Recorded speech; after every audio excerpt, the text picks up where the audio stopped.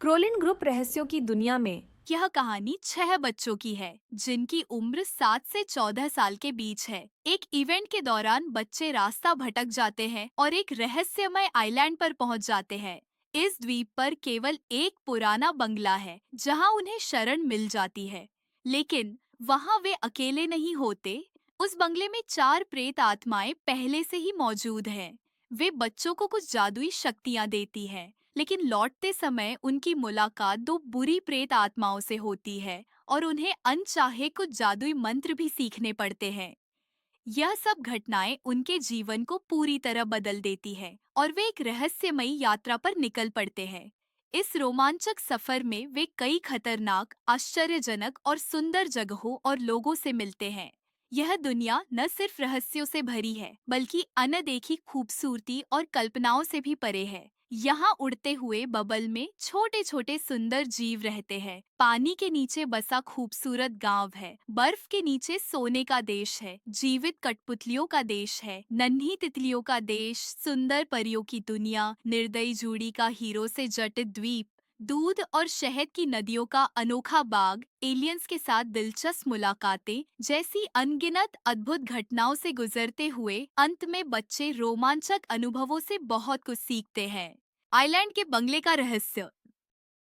New York के school का एक समर कैंप चल रहा है जिसमें एक दिन बोट रेस का आयोजन किया गया और बच्चों के कई ग्रुप बनाए गए। एक ग्रुप में 4 लड़के हैं। क्रोलिन कूपर 13 साल का है और ग्रुप का हेड बॉय है। ग्राहम 14 साल का, राइट एलन 13 साल का, मैट विलियम 8 साल का और साथ में 2 लड़कियां भी हैं। केट 11 साल की और मैरी 10 साल की है। ग्रुप बोट रेस के लिए बहुत उत्साहित था। जब रेस की शुरुआत हुई मौसम बहुत खुशनुमा था। सभी बहुत खुश थे, लेकिन रेस के बीच में क्रोलिन ग्रुप समुद्र में रास्ता भटक गया।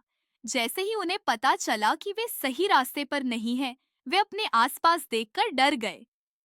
आकाश काले और भूरे बादलों से भरा हुआ था और खराब मौसम के कारण दिन का उजाला भी कम होता जा रहा था। लेकिन वे सही रास्ता ढूंढने की कोशिश करते रहे। बारिश भी शुरू हो गई थी और हवाएं बहुत तेज थीं। असल में समुद्र में एक तूफान आ रहा था। उन्हें लग रहा था कि अब बचने की कोई उम्मीद नहीं है। अचानक उनकी नाव जमीन से टकरा गई। ग्रुप ने राहत की सांस ली कि अब वे जमीन पर है। हर कोई नाव से उतरने की जल्दी में था और कुछ ही मिनटों में सभी रेत पर दौड़ रहे थे ताकि पता लगा सके कि वह कहाँ पर है। लेकिन यह क्या? वे फिर मुसीबत में थे, क्योंकि यह एक बहुत ही सुनसान और अनजान सा टापू था। बच्चे ठंड और डर से कांप रहे थे। अब वे क्या करेंगे? हर कोई अपनी स्थिति के बारे में सोच रहा था। एक तरफ कुआं था और दूसरी तरफ एक खाई। लेकिन वह सब किसी ऐसी जगह की तलाश में आगे बढ़ाते रहे जहां वह रात बिता सके। मैट, जो 7 साल का है और सबसे छोटा भी है, उसकी आंखों की रोशनी भी कमजोर है, इसीलिए वह चश्मा पहनता है। उत्साह से बोला, देखो, वहाँ एक बंगला है। केट ने मैरी को धीरे से कहा, उसे देखो, चश्मे वाला अंधेरे में और इस जंगल में एक बंगला देख रहा है। क्या वह कोई सपना देख रहा है? ग्राहम बोला, हाँ हाँ, वहाँ बंगला है। मैट सही कह रहा है, हमें वहाँ जाकर एक रात के लिए ठहरना चाहिए।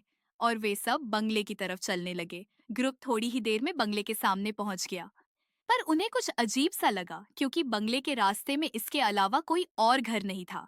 कुछ पल के लिए उन्होंने सोचा कि इस वीरान जगह पर सिर्फ एक बंगला, लेकिन वह सब मजबूर थे। बंगले में शरण के अलावा कोई और रास्ता भी तो नहीं था उनके पास।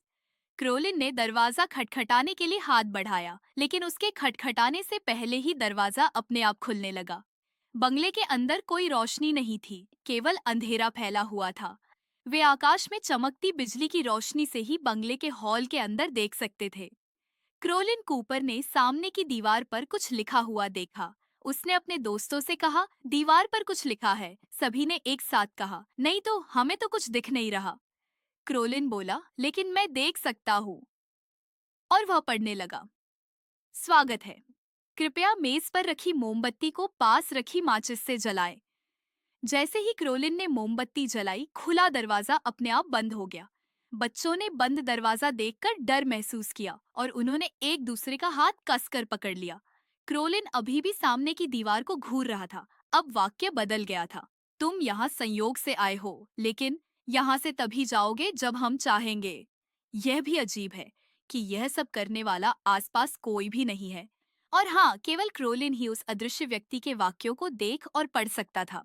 अब एक अनजान आवाज सुनाई दी और उस आवाज को हर कोई सुन सकता था। अब सभी बच्चे थोड़ा सुरक्षित महसूस कर रहे थे। आवाज फिर से उभरती है। अब तुम सब अपना अपना परिचय दो और अपने जीवन में क्या करना चाहते हो यह भी बताना।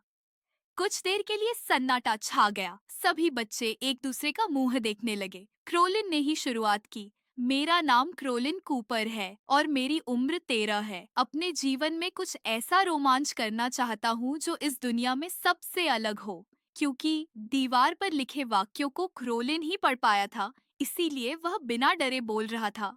क्रोलिन को देखकर ग्राहम ने अपने बारे में बताना शुरू किया। सर, मैं सिर्फ 14 साल का हूँ, लेकिन मेरी इच्छाएं बहुत बड़ी हैं। मैं दुनिया का एक महान व्यक्ति बनना चाहता हूँ।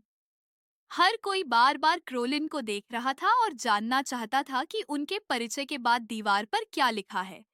क्रोलिन ने इशारा किया। कुछ नहीं। केट ने डरते हुए बोलना शुरू किया। मेरा नाम केट है, मैं 11 साल की हूँ। मेरी सौतेली माँ है, वह मेरे साथ अच्छा व्यवहार नहीं करती और कोई भी मुझे प्यार नहीं करता। इन शब्दों के साथ वह रोने लगी।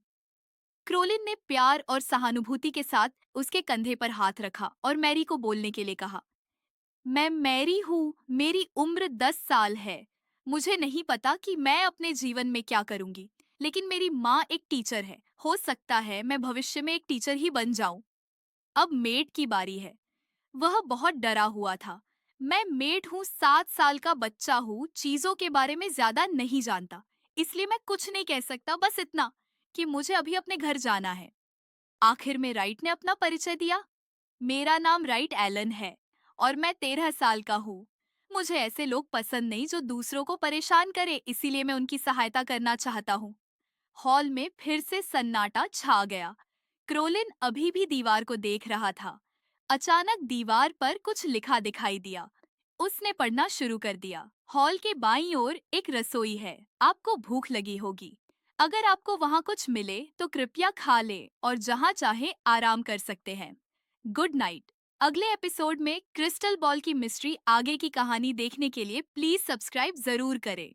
लाइक, शेयर और कमेंट देकर हमें बताएं कि बच्चों की अगली रहस्यमय चुनौती क्या हो सकती है। तब तक के लिए स्वस्थ रहे, खुश रहे और हमारी कहानियाँ देखते रहे। Thanks for watching.